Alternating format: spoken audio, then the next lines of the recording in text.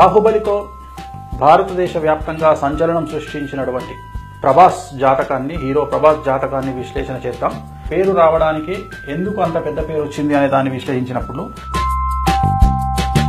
రాబోయే కాలంలో విపరీతంగా ఆయనకు పేరు ప్రఖ్యాతులు ఇంకా పెరగబోతా ఉన్నాయి.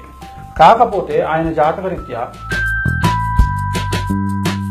రాహు రూపంలో ఉండే సర్పం అంటే ఒక పాము రూపంలో ఉంటూ ఈయనకు వచ్చినటువంటి పేరును తినేసేటువంటి జాతకం ప్రభాస్ జాతకం. ప్రభాస్ జాతకరీత్యా విపరీతమైనటువంటి రాజయోగం వచ్చి జనాల్లో విపరీతమైనటువంటి క్రేజ్ వచ్చినప్పుడు ఆయనకు కొన్ని ఆరోగ్యపరమైనటువంటి ఇబ్బందులు ఏర్పడే అవకాశం ఉంది.